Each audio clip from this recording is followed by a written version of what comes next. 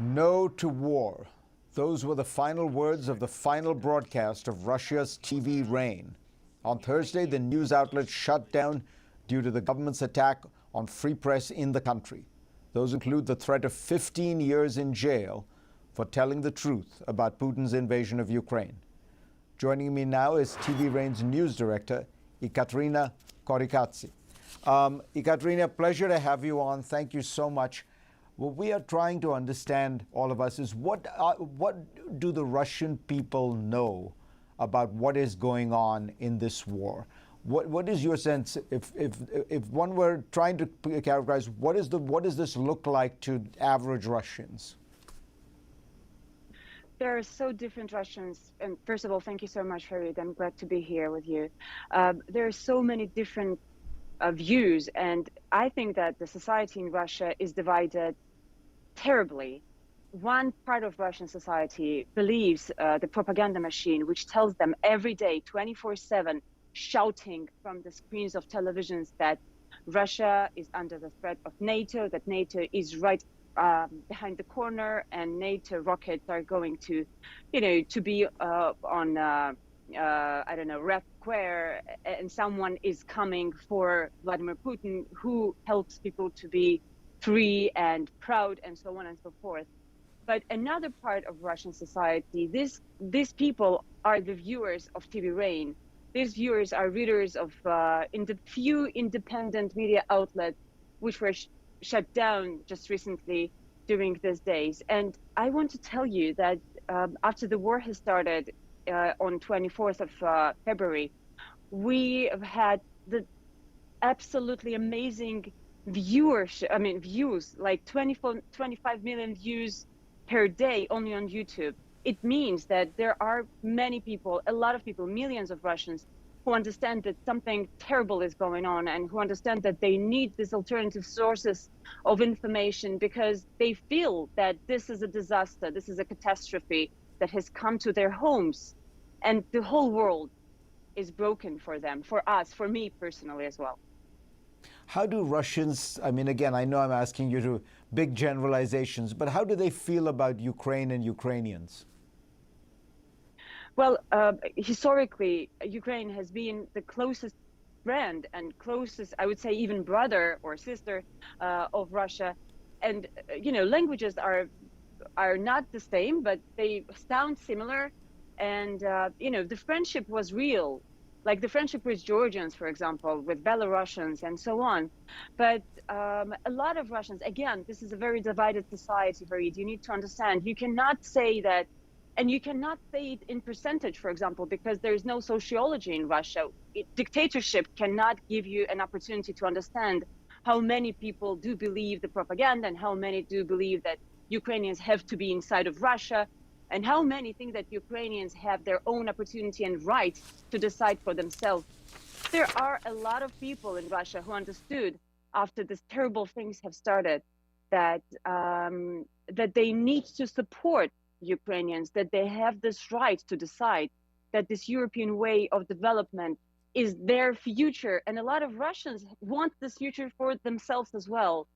I'm getting messages, emails, calls from different viewers of TV Reign, different viewers of my colleagues of my program, my show, and other programs on TV Reign, saying thank you for doing this, and hoping that we will try to cover this terrible war from anywhere.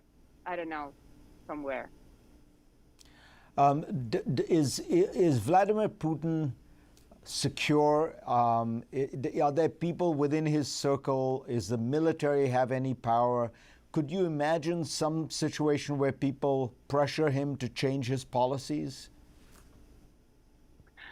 It's hard to say, because we cannot be sure about how many people is under strict control of President Putin. All we know is that there is a liberal branch, so-called liberal branch, in the administration of the president, in the government as a whole. People who understand that this is a catastrophe that has come because of one person and his ambitions to grow back, to build back this empire. And to get the whole Russian territories back under his power. And we don't understand what these people are planning, actually, this liberal branch. What can they do? And is there any opportunity for them to change the situation? We understand that these people are not happy about being isolated from the global world, because these people were actually very much used to traveling, to communicating with their American and European partners. These people were used to big money. It's not only ministers or officials, it's also Russian oligarchs, businessmen, people from inner circle, friends of Vladimir Putin. They are under sanctions right now, and they are not happy with this. They need to say goodbye to the whole lifestyle that they had. But now Vladimir Putin has this full disclosure. There's no uh, this trying to show himself to the world as a person who may be interested in democracy, as a person who still has some kind of freedoms in Russia, as a person who can still be flexible in some ways. There is no flexibility at all. This is the end of Russia that we have known before. This is the end of everything that we were used to. This person, Vladimir Putin, has decided to kill everything, to destroy everything that was free and independent in Russian Federation. It was not a democracy before. You know that, of course, Farid.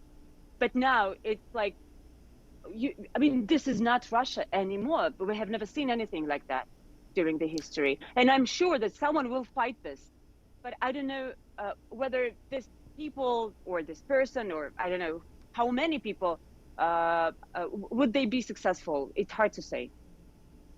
Very quickly, do you believe that this could be the end for Putin in some way? Well, I will give you an honest answer. I really don't know. I don't understand what's going on inside of Kremlin's corridors and offices. The only thing I know is I'm not alone here out of the country. I have a lot of brave, interesting young people around me, my colleagues, my friends, journalists, people who people who are ready to fight for the freedom in Russia. I'm sorry for this pathos, but this is the truth. And we will do everything we can. We are strong, actually. Ekaterina, what a pleasure to talk to you. It's a wonderful reminder that Russia itself is a complex and fascinating country, and we should learn more about it. Thank you very much. Thank you. Thank you.